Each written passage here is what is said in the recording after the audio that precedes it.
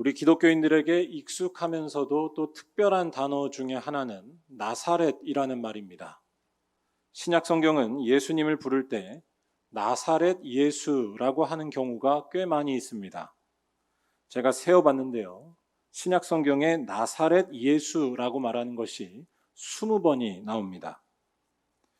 예를 들어서 사도행전 2장 22절에서 베드로는 처음으로 설교를 하면서 나사렛 예수라는 말을 씁니다. 또 마태복음 26장 71절에서 어떤 여종은 베드로가 예수의 제자다라는 것을 말하면서 그가 나사렛 예수와 함께 있었도다라고 고발합니다. 예수를 부를 때 이렇게 나사렛을 붙여서 쓰는 것은 예수께서 어린 시절에 나사렛에서 생활하셨기 때문입니다. 나사렛 출신의 예수다라는 뜻입니다. 하지만 이 나사렛 예수라고 하는 말은 단지 그런 출신만을 의미하는 것은 아닙니다. 이 말에는 예수께서 갖고 계신 그 능력의 위대함이 숨겨져 있습니다. 예수께서는 비록 나사렛과 같이 초라한 곳에서 자라나셨지만 하나님의 능력을 가지셨다라는 뜻입니다. 나사렛은 아무도 관심 갖지 않는 초라하고 작은 시골 마을이었습니다. 요한복음 1장 46절에서 나다나엘이 예수님을 처음 소개받았을 때 그가 하는 말을 잘 들어보시기 바랍니다. 빌립을 통해서 나사렛 예수에 대해 전해 들었던 나다나엘은 나사렛에서 무슨 선한 것이 날 수 있겠느냐라고 반문합니다. 나사렛이란 곳이 사람들에게 전혀 알려지지 않은 초라하고 보잘것없는 곳이었다라는 뜻입니다. 제가 아는 분 중에 서울이 아닌 곳에서 나고 자라신 분이 있습니다. 그런데 이분이 자기 고향에 대해서 말할 때 꼭 하는 말이 한 가지 있습니다. 자기 고향은 아예 사람들의 관심에 없다는 것입니다. 우리가 지역주의 또는 지역 감정을 말할 때면 보통 어떤 도의 사람들이 어떤 도의 사람들을 또한 차별하고 미워하는 것을 잘 이야기합니다. 아무 이유 없이 무차별적으로 미워합니다. 그런데 제가 알던 그분은 자기는 그런 것도 부럽다라고 말씀했습니다. 자기가 살던 곳은 그런 것도 없기 때문이었습니다. 무관심, 무대접을 받으며 살아온 것입니다. 예수님의 고향 나사렛이 그와 비슷했다라고 말할 수 있습니다. 나사렛에서 무슨 선한 것이 날 수 있겠느냐라는 말이 이를 잘 보여줍니다. 이것은 경멸을 넘어서는 말입니다. 존재감 자체가 아예 없는 초라한 곳이 바로 나사렛이라는 것입니다. 하지만 성경은 예수님이 바로 이렇게 초라한 나사렛 출신이었다는 것을 끊임없이 강조합니다. 사도행전 3장 6절에서 사도 베드로는 성전 미문에 앉아 있었던 못 걷던 사람을 만납니다. 이때 그는 나사렛 예수의 이름으로 말하면서 그에게 일어나라고 명령합니다. 이 말씀을 우리 다 함께 한번 읽어보도록 하겠습니다. 베드로가 이르되 은과 금은 내게 없거니와 내게 있는 이것을 내게 주노니 나사렛 예수 그리스도의 이름으로 일어나 걸으라. 아멘. 왜 베드로는 예수의 이름 앞에 나사렛이란 말을 붙인 것일까요? 그 이유는 그가 예수의 이름이 얼마나 위대하고 능력 있는 이름인지를 잘 알고 있었기 때문입니다. 예수의 이름은 절망적이고 초라한 자리에서도 역사하는 놀라운 이름이라는 것입니다. 나사렛에서 자라났다는 것이 무슨 뜻이 되겠습니까? 나사렛에서 자라났으면 나다나엘이 말한 대로 아무런 선한 것이 나올 수 없어야 하고 또한 능력이 없어야 마땅합니다. 나사렛 출신이기 때문입니다. 하지만 예수께서는 그렇지 않으셨습니다. 그는 나사렛에서 자라나셨지만 가장 존귀하신 분이었고 가장 크신 분이었습니다. 왜냐하면 그는 죽음을 이기시고 부활하셨기 때문입니다. 세상을 구원하는 하나님의 능력이 바로 초라한 곳 나사렛에서 자라나신 나사렛 예수에게 있다는 뜻입니다. 다시 말해 나사렛 예수의 이름은 세상의 기준과 관점을 초월해서 역사하는 놀라운 이름임을 말하는 것입니다. 그래서 베드로는 나면서부터 걷지 못했던 이 불쌍한 사람에게 나사렛 예수의 이름으로 명령했던 것이었습니다. 불쌍한 처지에 있지만 나사렛 예수는 그러한 처지에도 반드시 역사한다는 것입니다. 바라기는 우리 말리온교회 성도들에게도 이러한 나사렛 예수의 이름이 역사해서 삶의 모든 절망과 아픔을 다 물리치는 하나님의 귀한 역사가 있으시기를 주님의 이름으로 축원합니다. 제가 나사렛 예수에 대한 이런 말씀을 드리는 이유는 오늘 말씀에 나오는 예수님의 모습을 잘 이해하기 위해서입니다. 아무도 나사렛과 같은 비천한 곳에서 하나님의 아들 예수가 나타날 줄은 몰랐습니다. 아니, 나사렛과 같이 존재감 없는 곳에서 어떻게 하나님의 능력이 나올 수 있겠습니까? 예수님의 거룩하신 능력은 나사렛이란 곳에 감춰져 있었다라고 해도 과언이 아닙니다. 그런데 오늘 말씀도 똑같은 이야기를 전하고 있다는 것입니다. 세상을 구원하시는 예수의 능력이 아무도 예상치 못한 곳에 숨겨져 있었다는 것입니다. 바로 예수께서 자기를 다 버리시고 고난당하신 십자가가 바로 하나님의 능력이 나온 자리였다는 것입니다. 또한 이 예수님을 만나려면 세상에서 가장 낮은 자를 영접하는 더 낮은 자리로 가야 한다는 것입니다. 즉, 아무도 생각하지 못한 곳에 예수께서 계시고 또한 예수의 능력이 역사한다는 것입니다. 오늘 말씀은 예수께서 두 번째로 자신의 순환에 대해 알리시는 것으로 시작합니다. 31절에서 예수께서는 인자가 사람들의 손에 넘겨져 죽임을 당하고 또한 죽은 지 3일 만에 살아날 것에 대해 말씀하십니다. 예수님의 이 말씀을 들은 제자들은 32절에서 이렇게 반응합니다. 그러나 제자들은 이 말씀을 깨닫지 못하고 묻기도 두려워하더라. 묻기도 두려워하더라. 제자들의 반응은 여러 가지 의문점을 남깁니다. 깨닫지 못하면 묻는 것이 오히려 자연스러운 일입니다. 그것도 선생님께 배우고 있는 사람인 제자라고 한다면 질문하는 것이 마땅하고 당연합니다. 하지만 예수님의 제자들은 깨닫지 못하는데도 질문하지 않고 있었습니다. 이것은 제자들에게 대단히 큰 문제가 있었다는 것을 알려줍니다. 그들은 질문을 통해서 자신들이 미처 몰랐던 예수님의 뜻을 찾으려 하지 않았다는 것입니다. 대신에 그들은 그동안 길들여져 있었던 자신들의 생각과 경험과 지식에 머무르기를 더 원하고 있었다는 것입니다. 우리는 보통 신앙생활을 하는 것과 질문한다는 것, 이 두 가지가 서로 안 어울리는 것처럼 이해하곤 합니다. 질문하는 것을 믿음이 없는 것처럼 여기기 때문입니다. 하지만 성경에 나오는 이들은 그렇지 않았습니다. 대표적으로 예수님의 제자 도마나 또 구약 성경에 나오는 의인 욥에 대해서 한번 생각해 보시기 바랍니다. 그들은 질문하는 사람들이었습니다. 욥은 고통 중에 하나님은 어디에 계시는지 질문했습니다. 또한 도마는 어떻게 십자가에서 죽으신 예수께서 다시 부활하셨는지에 대해 질문했습니다. 이들의 이러한 질문은 우리들의 예상과는 전혀 다르게 믿음 없음으로 이어진 것이 아니라 믿음 있음으로 이어졌습니다. 인간의 지혜로 다 알지 못하는 영광스러운 하나님에 대해 눈이 열렸으며 또한 사망 권세를 이겨내신 예수님에 대해 온전히 알게 되었다는 것입니다. 제가 드리는 말씀은 신앙생활에 질문하는 태도는 꼭 필요하다는 것입니다.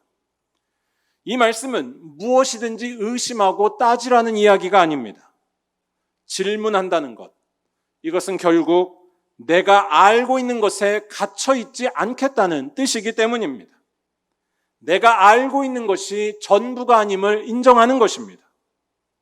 그래서 조금 힘들고 또한 두려워 보여도 거기에서 벗어나려는 태도가 바로 질문하는 모습이라는 것입니다. 잘 생각해 보시기 바랍니다. 로마서 11장 33절에 나온 말씀처럼 하나님의 지혜와 지식은 깊고 풍성한 것입니다. 인간의 능력으로 다 헤아리지 못하고 또한 다 찾지 못하는 분이 바로 하나님이십니다. 이러한 하나님에 대해서 얄팍한 자기 지식과 경험으로 다 알고 있다고 생각한다는 것은 절대로 좋은 믿음이 될 수 없다는 것입니다. 그건 자기의 경험과 지식 안에 갇히는 일입니다. 일종의 자기 사랑이자 자기 교만인 것입니다. 오늘 말씀에 나온 예수님의 제자들이 이와 같았다고 말할 수 있습니다. 그들은 예수의 말씀을 듣고서 묻기도 두려워했습니다. 묻기도 두려워했다. 이 말의 뉘앙스, 그 느낌을 잘 상상해 보시기 바랍니다. 제자들은 이때 일종의 의도적인 회피를 했던 것이라고 볼 수 있습니다. 상상컨대 제자들은 눈치가 없거나 또는 예수께서 하신 말씀을 아예 모르는 것은 아니었을 것입니다. 묻기도 두려워했다라는 이 말을 잘 생각해 보면 제자들은 단지 예수께서 말씀하신 것을 더 이상 듣고 싶지 않았던 것으로 이해할 수 있다는 것입니다. 왜냐하면 예수께서 말씀하신 것, 고난과 죽음에 대한 이야기는 자기가 알고 있던 것과 자기가 믿고 있던 것과 너무나 달랐기 때문입니다. 사람들은 다 자기가 듣고 싶은 것만 듣고 싶어 하지 그렇지 않으면 이 제자들처럼 회피하려 합니다. 제자들이 듣고 싶었던 것, 즉 그들이 본래 믿고 있던 것이 무엇인지 33절과 34절을 보면 잘 알 수 있습니다. 바로 우리의 인생을 행복하게 할 능력은 예수님의 말씀처럼 자기를 버리고 죽는 데 있지 않고 오직 높은 자리에 올라가는 것에 있다고 철석같이 믿고 있던 것입니다. 제자들은 이때 서로 누가 크냐라고 하면서 다투고 있었습니다. 그런데 이때 예수께서는 바로 방금 전에 십자가 죽음에 대해 말씀하신 상태였습니다. 바로 방금 전에 십자가 죽음을 말했는데도 서로 누가 크냐라고 싸우고 있었다는 것. 이것은 제자들의 이러한 믿음, 즉 높은 자리와 권세가 자기의 인생을 행복하게 해준다는 이 믿음이 얼마나 뿌리 깊고 강한 것이었는지를 잘 보여주는 한 장면입니다. 결국에는 얼마나 많은 부와 명예를, 얼마나 많은 힘을 가졌는지가 각자 삶의 행복을 결정한다라는 것이 될 것으로 믿고 있던 것입니다. 여러분들은 어떠십니까? 제자들의 이러한 생각이 더 현실적인 것이 아닐까요? 이 세상을 보면 제자들의 생각이 100번 맞아 보입니다. 여러분, 요새 초등학생들이 어떤 말을 하고 다니는지 아십니까? 요새 초등학생들이 이런 말을 하고 다닌다고 합니다. 월거지, 전거지. 이게 무슨 말인지 아시겠습니까? 설거지가 아닙니다. 월거지, 전거지. 이 말은 월세거지, 전세거지의 줄임말입니다. 자가에 살지 않고 월세와 전세를 살고 있는 사람을 비하해서 하는 말입니다. 이와 비슷한 말로는 빌거도 있습니다. 빌거는 뭘까요? 빌라 사는 거지라는 뜻입니다. 오늘 우리 사회의 초등학생들이 이러한 표현을 친구들끼리 쓰고 있다는 것, 이것은 다 어른들 때문입니다. 집의 크기와 재물의 많고 적음이 결국 우리 인생을 결정한다는 우리 사회의 물질 만능주의를 보고 배운 것입니다.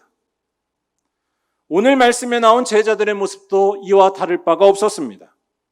그들은 오로지 높아지는 것에 매달리고 있었습니다. 거기에 자기 인생에 희망이 있다고 믿으며 달려가고 있었습니다. 그런데 예수께서는 완전히 다른 말씀을 하고 계신 것입니다.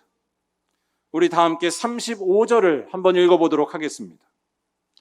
예수께서 앉으사 12 제자를 불러서 이르시되 누구든지 첫째가 되고자 하면 뭇사람의 끝이 되며 뭇사람을 섬기는 자가 되어야 하리라 하시고 아멘. 예수님의 이 말씀은 제자들이나 세상 사람들의 생각을 완전히 뒤집어 놓습니다. 일단 우리들은 이 말씀을 그냥 이해하기 쉽게 하기 위해서 예수께서 단순히 겸손에 대해 가르치신 것으로 생각할 수도 있습니다. 잘난 체 하지 말고 좀 남들을 존중하며 살라라는 것으로 예수님의 이 말씀을 이해하는 것입니다. 하지만 예수님의 이 말씀이 이렇게 일반적인 겸손에 대한 이야기라면 오늘 말씀이나 또 우리가 믿는 기독교 신앙은 일반 도덕과 다를 바가 없어집니다. 기독교는 도덕을 무시하지는 않지만 도덕을 복음이라 말하지는 않습니다. 인간은 도덕 때문에 구원받는 것이 아니고 도덕 때문에 삶이 달라지는 것이 아닙니다. 또한 결정적으로 겸손이라는 것은 상당히 애매한 개념입니다. 우리는 무엇이 정말로 겸손한 것인지 정확히 알 수 있는 능력이 없습니다. 겸손은 하나님만이 아시는 것이기 때문입니다. 겉으로는 겸손한 것처럼 보여도 속으로는 그렇지 않을 수 있는 것이 바로 우리들의 인생이 아니겠습니까? 예수께서 오늘 하신 이 말씀은 도덕과 윤리 차원에서 하신 말씀이 아닙니다. 이 말씀은 도덕과 윤리를 넘어서는 말씀입니다. 예수께서 이 말씀 다음에 하신 말씀이 이러한 사실을 잘 나타내 줍니다. 37절에서 예수께서는 뭇사람의 끝이 된다는 이 말씀의 의미가 무엇인지를 설명하십니다. 우리 다 함께 이 말씀을 한번 읽어보도록 하겠습니다. 누구든지 내 이름으로 이런 어린아이 하나를 영접하면 곧 나를 영접하며 누구든지 나를 영접하면 나를 영접함이 아니요 나를 보내신 이를 영접함이니라. 아멘. 여기에서 말씀하시는 어린이는 사회적으로 가장 힘이 없고 저 밑바닥에 있는 낮은 사람을 의미하는 말입니다.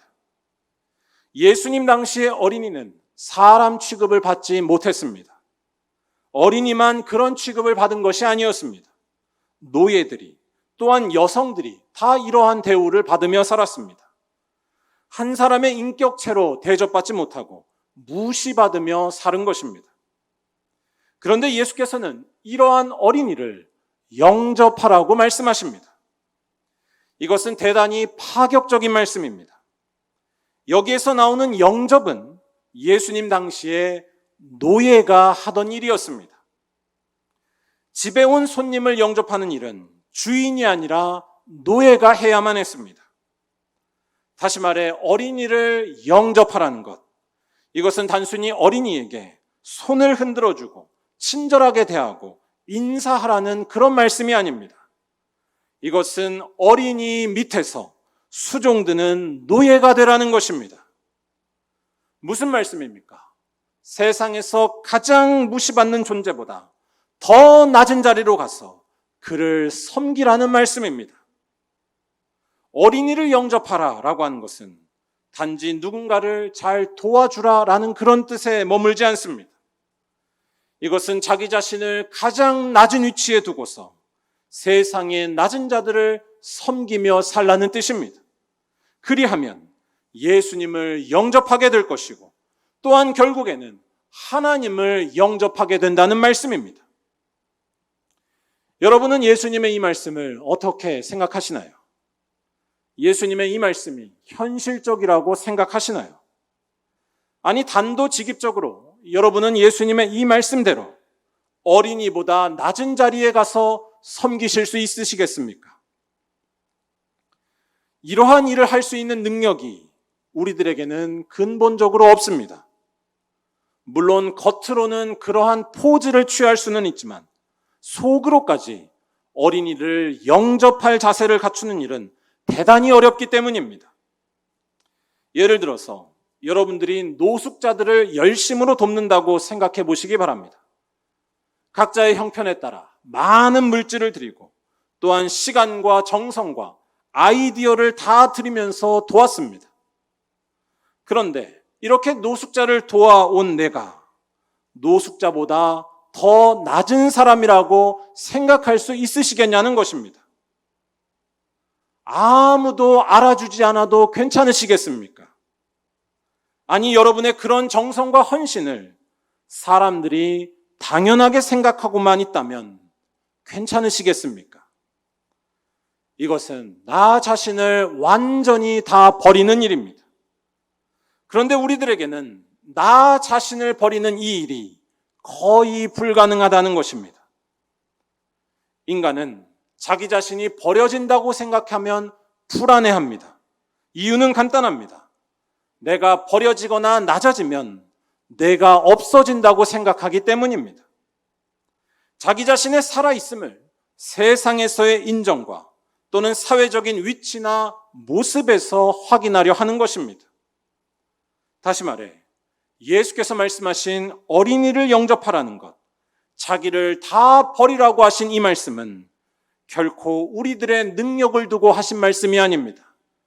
이것은 철저히 예수님의 십자가를 두고 하신 말씀입니다. 예수님의 십자가가 어떤 것이었습니까?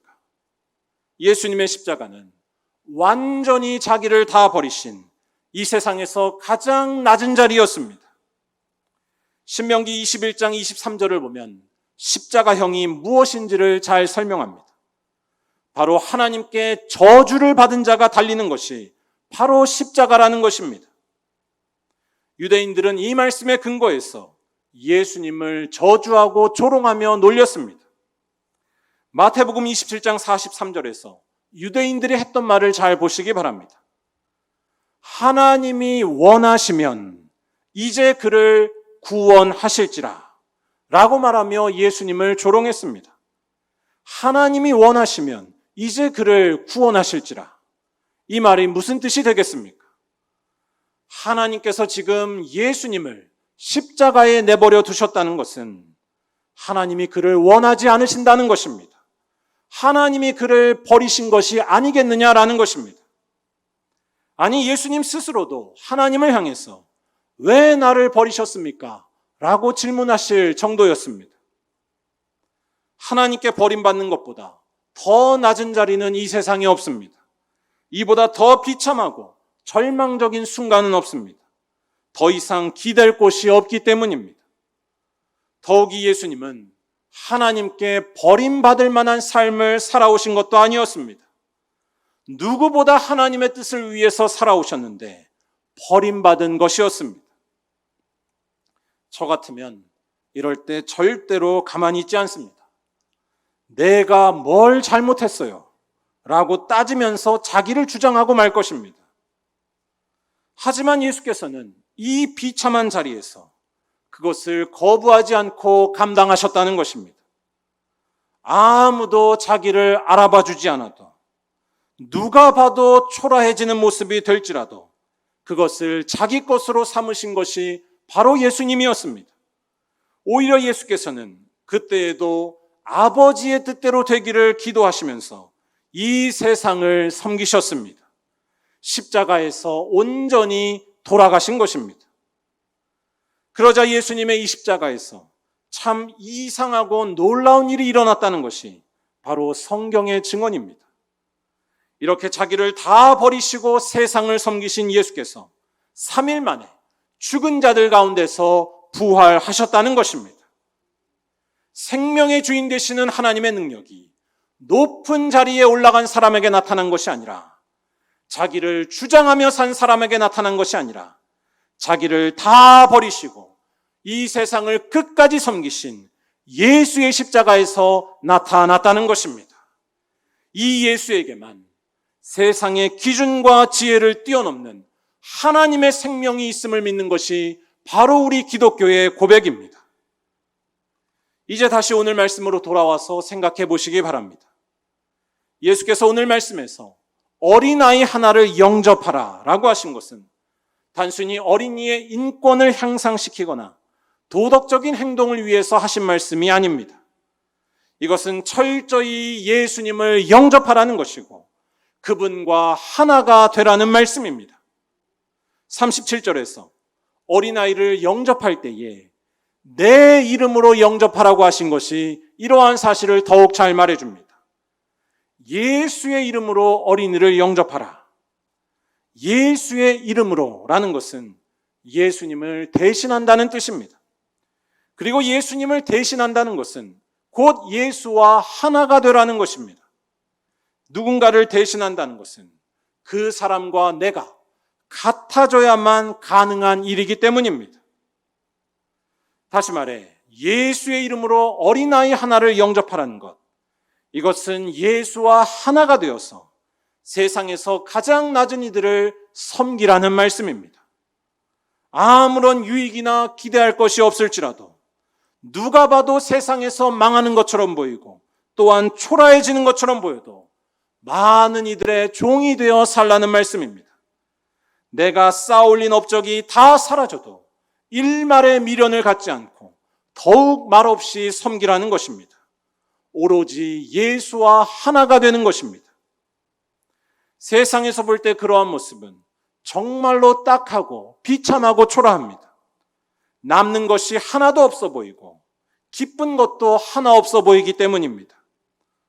하지만 우리 그리스도인들은 날마다 기도하고 말씀 보면서 여기에 담겨있는 비밀을 알고 있는 사람들인 줄로 믿습니다. 바로 이러한 자만이 하나님을 영접하게 된다는 것입니다. 하나님을 영접하게 된다는 것이 무엇입니까? 예수께서 누리신 부활 생명의 능력이 그 사람에게 나타난다는 뜻입니다.